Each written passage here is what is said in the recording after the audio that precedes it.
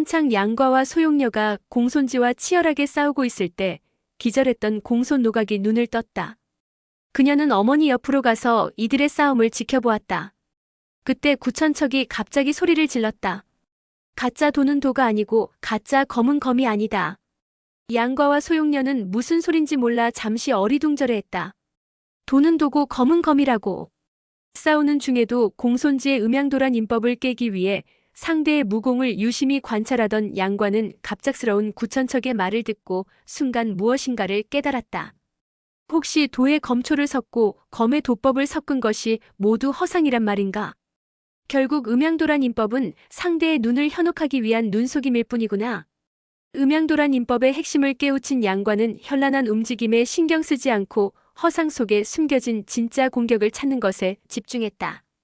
그러자 현란한 공격들 사이에 유독 파공음이 다른 공격들이 섞여 있단 걸 알 수 있었다.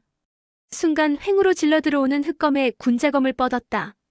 두 검이 부딪히자 귀를 찢을 듯한 소리가 울렸고 곧 두 사람은 각자 한 발씩 물러섰다. 과연 양과의 생각대로였다. 이러한 이치를 깨닫자 양과는 자신감이 생겼다. 그는 정신을 더욱 집중시켜 상대방의 허점을 찾으려 했다. 계속되는 공손지의 공격은 여전히 오묘했지만 이전과는 달리 조금 흐트러진 면도 보였다. 그때 또다시 구천척의 목소리가 들렸다. 오른쪽 다리를 공격해. 양과가 보기에는 공손지의 금도가 어지럽게 움직이며 하반신을 막고 있었다. 그러나 구천척의 말을 믿지 않을 수도 없는 상황이라 그녀의 말대로 상대의 오른쪽 다리를 공격해 들어갔다. 그러자 공손지가 금도를 휘둘러 오른쪽 다리를 막았다. 그 순간 왼쪽 팔과 어깨에 허점이 드러났다. 양과는 구천척의 지시를 기다리지 않고 곧장 장검을 뻗어 공손지의 겨드랑이를 공격했다. 그러자 공손지의 옷자락이 잘려나갔다. 공손지는 뒤로 물러나며 두 눈을 부릅뜨고 구천척을 노려보았다. 망할 여편네 같으니 내 그냥 두나 봐라. 그는 다시 검을 치켜들며 양과를 향해 돌진했다. 그걸 보고 소용녀 역시 공손지의 공격을 막으러 앞으로 나섰다. 그때 구천척의 외침이 다시 울렸다. 양과는 구천척의 말에 따라 공손지의 앞뒤 좌우를 종횡무진하며 그를 몰아붙였다. 그렇게 몇 차례 공격을 퍼붓자 공손지의 오른쪽 팔 부분에 빈틈이 생겼다.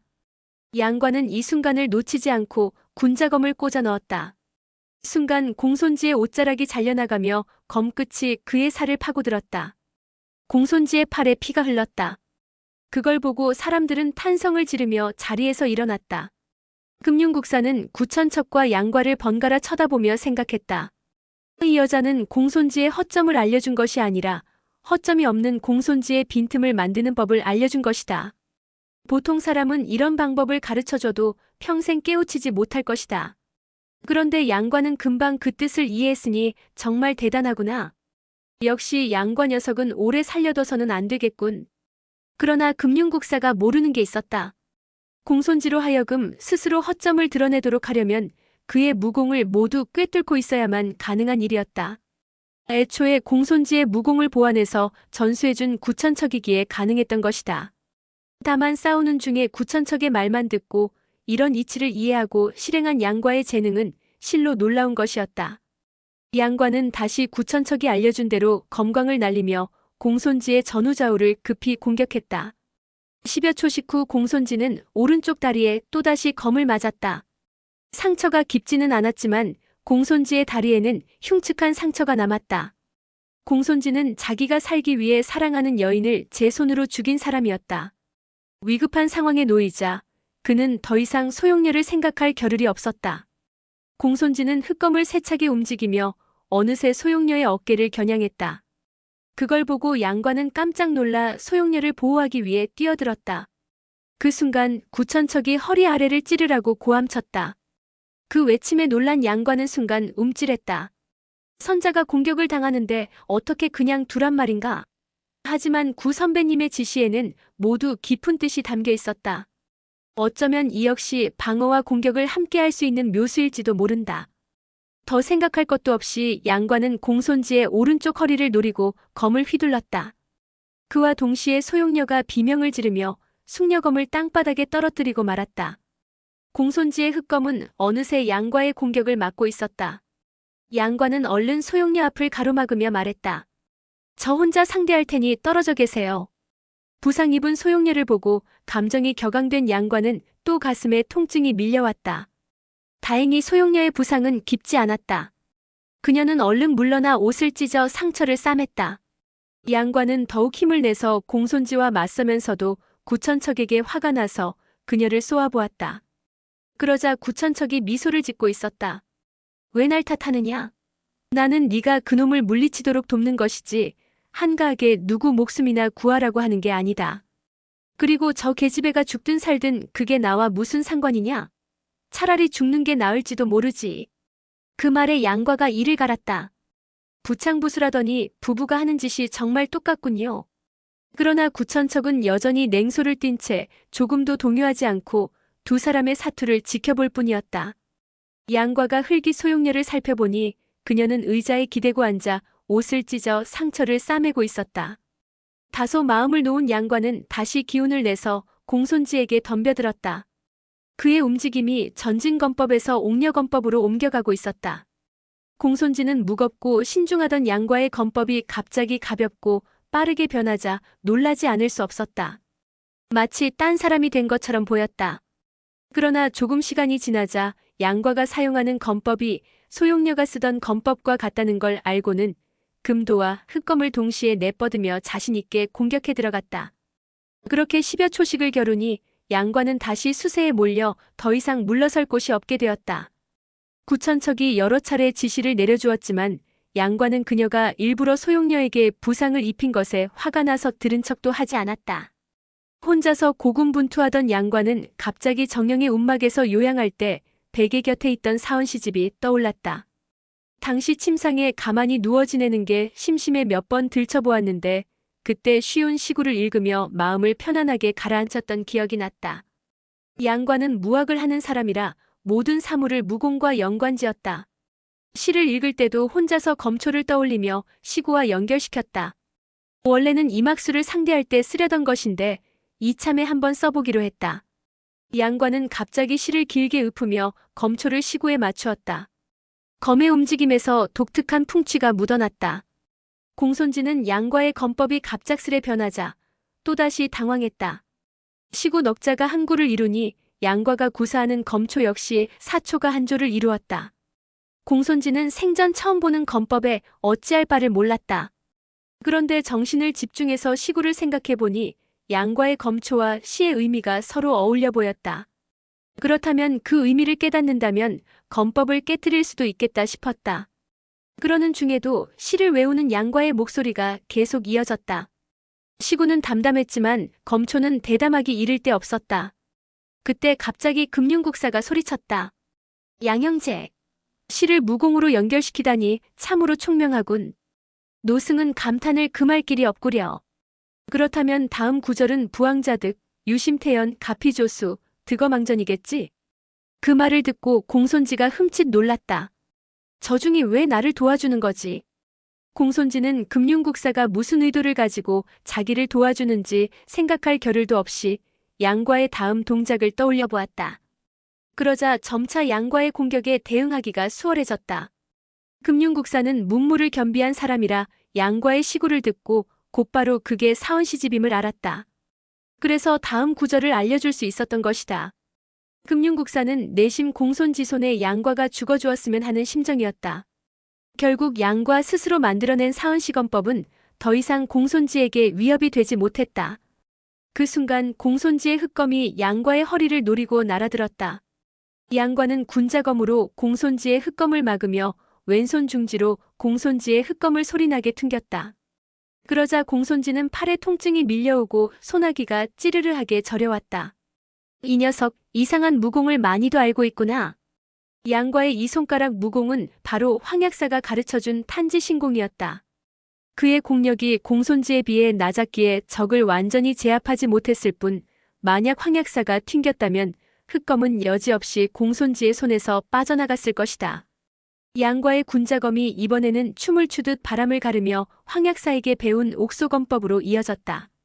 옥소검법은 탄지신공과 함께 적의 혈도를 주로 공격하는 무공으로 검과 손가락 무공이 한데 어우러진 오묘하고 정교한 최상승의 기술이었다. 양과의 공력이 아직 노련하지 못해 너무 서두르는 경향이 있었지만 그래도 공손지는 막아내기에 급급했다. 공손지가 수세에 몰리는 걸 본 구천척은 아예 공손지의 공격 하나하나를 미리 알려주었다. 아예 대놓고 다음 공격을 알려주니 양과도 안 따를 수가 없었다.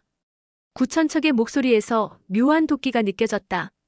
공손지의 음향상의는 집안 대대로 전해오는 무학이었지만 구천척이 잡다한 건 버리고 정수만 골라 다시 정리해 주었기에 아무리 공손지가 변칙을 섞어도 구천척의 예상을 벗어날 수가 없었다.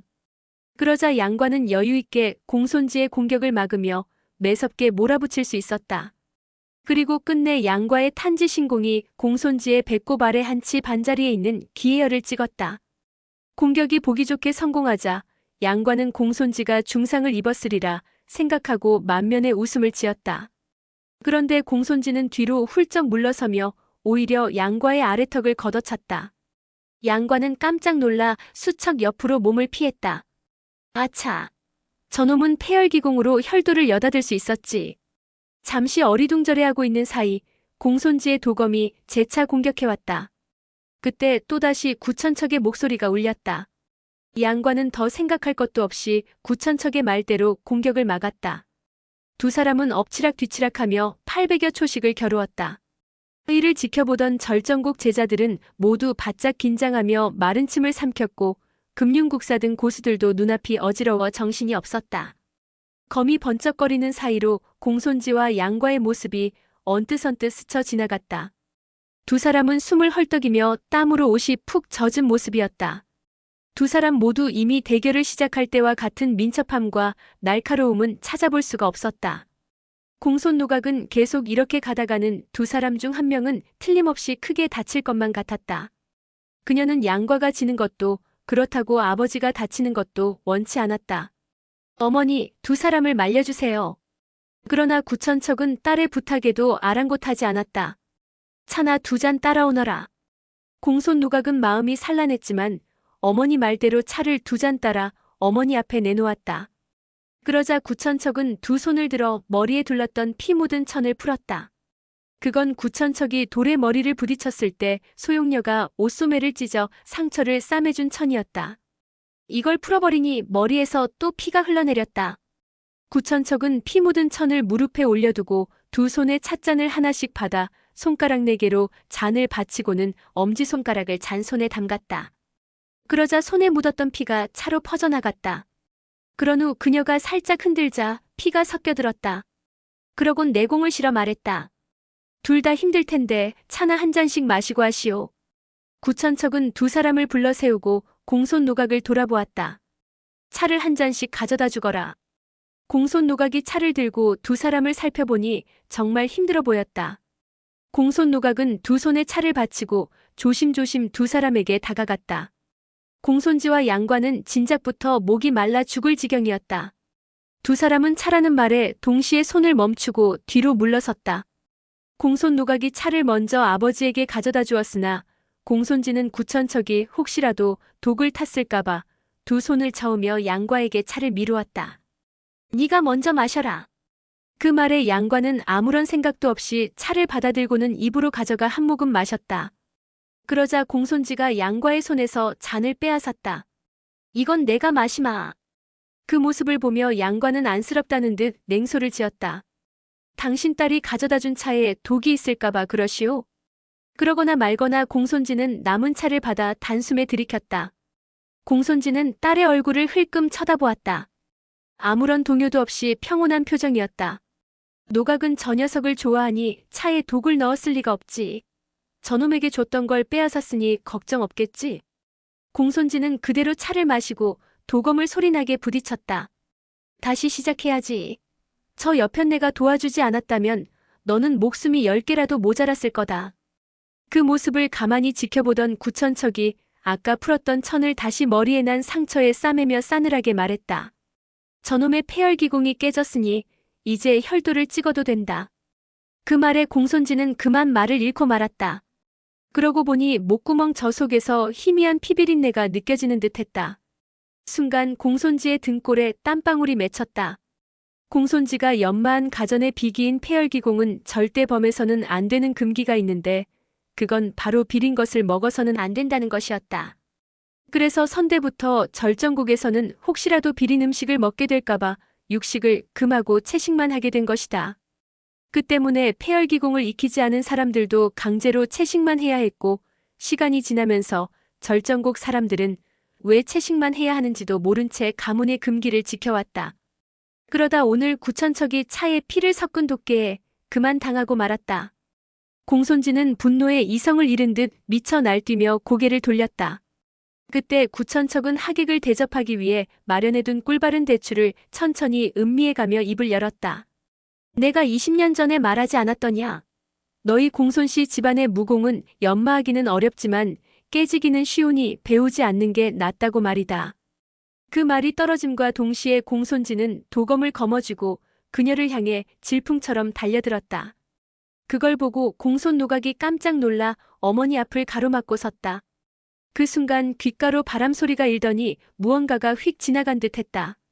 그와 동시에 공손지가 긴 비명을 지르는가 싶더니 오른쪽 눈에서 피를 흘리며 몸을 돌려 밖으로 뛰쳐나가는 모습이 보였다. 그는 여전히 도와 검을 쥐고 있었다. 땅바닥으로 한 줄기 핏자국이 대청 문까지 이어졌다. 끔찍한 비명소리가 점차 멀어지더니 산 너머 저편으로 서서히 사라졌다. 사람들은 서로 마주보며 영문을 모르겠다는 표정을 지었다. 구천척이 입으로 대추씨를 내뿜었다는 사실을 알고 있는 사람은 양과와 공손 노각뿐이었다. 양과가 공손지와 싸우는 동안 구천척은 꿀을 바른 대추를 씹으며 입안에 대추씨 7, 8개를 머금었다. 구천척은 양과와 싸우는 공손지를 보며 그가 정상일 때는 대추씨를 날려봐야 아무 소용없다는 걸 알았다. 그래서 계략을 써서 공손지의 폐혈공을 먼저 깨뜨린 뒤 그가 분노로 이성을 잃고 달려들 때 대추씨를 내뿜은 것이다. 이는 그녀가 10여 년 동안 갈고 닦은 유일한 무공이었다. 그러니 세상 어떤 암기에도 뒤지지 않을 만큼 강력하고 빠를 수밖에 없었다. 공손 노각이 갑자기 달려들지만 않았다면 공손지는 아마도 목숨을 잃었을 것이다. 공손 노각은 부상당한 아버지를 걱정했으나 구천척의 엄한 눈길에 발걸음을 옮기지 못했다. 구천척이 의자에 앉아 이곳저곳을 둘러보더니 차가운 미소를 지었다. 모두가 축하주를 드시러 오셨을 텐데 일이 이렇게 되어 영 흥이 나지 않는군요. 사람들은 그녀의 차가운 눈초리를 보고 온몸에 솜털이 곤두서는 느낌이 들었다. 소용녀와 양과는 공손지가 그렇게 쫓겨나는 걸 보고는 한숨을 내쉬며 서로 손을 맞잡았다. 두 사람은 같은 생각을 한 듯 함께 어깨를 나란히 하고 대청 밖으로 걸음을 옮겼다. 두 사람이 막 문을 나서려는 순간 구천척이 소리를 질렀다. 양과야, 어딜 가는 것이냐? 그 말에 양과는 몸을 돌려 공손하게 고개를 숙인 뒤 입을 열었다. 선배님, 공손낭자, 저희는 그만 가보겠습니다. 양과는 앞으로 목숨이 얼마 남지 않은 걸 알기에 다음에 뵙겠다는 등의 인사는 하지 않았다. 양과의 작별 인사에 공손 노각은 말없이 답례했다. 그러나 구천척은 서슬 푸른 얼굴로 으르렁거렸다. 내 외동딸을 너에게 허락하였거늘 어찌 나를 장모라 부르지도 않고 이렇게 서둘러 가는 것이냐? 그 말에 양과는 놀라서 얼른 말이 나오지 않았다. 구천척은 양과에게 틈도 주지 않고 계속 말을 이었다. 여기 예물이며 폐물이 모두 갖춰져 있고 화촉을 밝힐 준비도 모두 되어 있다. 게다가 하객도 이리 많이들 오시지 않았느냐? 너희는 오늘 혼사를 올리도록 해라. 금융국사 일행은 양과가 소용녀를 위해 공손지와 몇 차례나 사투를 벌인 걸 두 눈으로 똑똑히 보았다. 그들은 구천척의 말을 들으며 이제 또 한 차례 파란이 일겠구나 싶었다. 양과는 왼손으로 소용녀의 어깨를 감싸고 오른손으로는 군자검의 검자루를 쥐었다. 선배님의 영예를 이 후배에게 허락해 주신 건 커다란 영광입니다. 하지만 저는 이미 마음을 준 사람이 있어 영예의 배필로는 어울리지 않습니다. 양과는 천천히 뒤로 물러섰다. 그는 구천척이 홧김에 갑자기 대추씨를 뱉을까봐 검을 꽉 쥐고 단단히 준비 태세를 갖추었다. 구천척은 눈을 치켜뜨고 소용녀를 쏘아보았다. 여우 같은 게 예쁘장하게 생겼구나.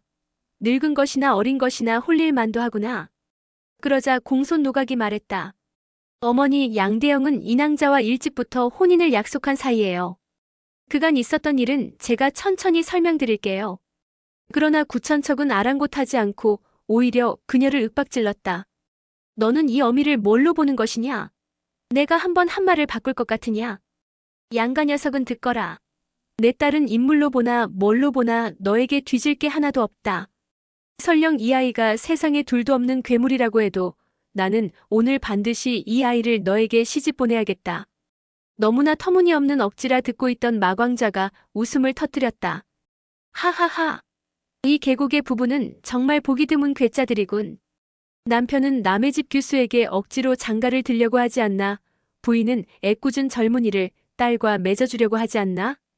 그러면서 마광자가 크게 웃어젖혔다. 그 순간 바람소리와 함께 대추씨 하나가 마광자의 인중을 향해 날아갔다. 깜짝 놀란 마광자가 고개를 틀어 피해보려 했으나 이미 마광자의 인중에 적중한 대추씨는 그의 앞니 3개를 후드득 떨어뜨리고 말았다. 마광자는 화가 머리끝까지 치밀어 괴성을 지르며 달려들었다. 그러나 역시 바람소리와 함께 오른쪽 다리의 환도열과 왼쪽 다리의 양관열을 동시에 맞고 땅에 쓰러졌다. 대추씨가 너무나 빨라서 마광자로서는 도저히 그 속도를 쫓아갈 수가 없었다. 양관은 마광자가 웃음을 터뜨릴 때 이미 구천척이 독수를 쓸 것이라 예상하고 군자검을 뽑아들고 마광자를 도우려 했으나 한 걸음 늦고 말았다. 곁으로 다가간 양과가 얼른 팔을 뻗어 마광자를 일으키고 혈도를 풀어주었다. 마광자는 완전히 전의를 상실하고 패배를 인정했다. 구천척은 쓰러진 마광자에게는 눈길도 주지 않고 양과를 쏘아보았다. 끝내 내 딸을 데려가지 않겠다는 것이냐? 그때 공손 노각이 비수를 뽑아 서늘한 칼끝으로 자기 목을 겨누었다. 어머니, 계속 이러시면 저는 이 자리에서 죽어버릴 거예요. 그 순간 구천척이 입술을 모으는가 싶더니 다시 대추씨 하나가 날아가 칼자루를 맞췄다. 강력한 힘에 칼이 옆으로 날아가며 나무 기둥에 깊숙이 꽂히더니 한참 동안 파르르 떨렸다. 지켜보던 사람들은 너무 놀라 숨을 멈추었다. 그러나 공손 노각은 양과 앞을 가로막고 서서는 비켜주지 않았다. 혹시라도 어머니가 대추씨를 날려 양과에게 부상을 입히지 못하도록 일부러 그 사이를 막고 선 것이다. 어느새 소용녀가 양과 옆으로 다가섰다. 공손 노각은 어서 가라는 듯 눈짓을 했다. 그 모습을 지켜보던 구천척이 한숨을 내쉬었다. 양과야, 내 딸을 마다하다니 넌 목숨이 아깝지 않으냐? 그러나 양과는 처연히 미소를 지으며 뒤로 한 걸음 물러나 대청의 문턱을 넘어섰다. 그때 뒤따라 문턱을 넘으려던 소용녀는 섬뜩한 생각이 들었다.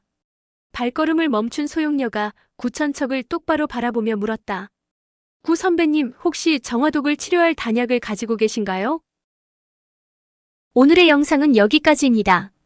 영상이 도움이 되셨다면 구독과 좋아요, 알람 설정 부탁드립니다. 시청해주셔서 감사합니다.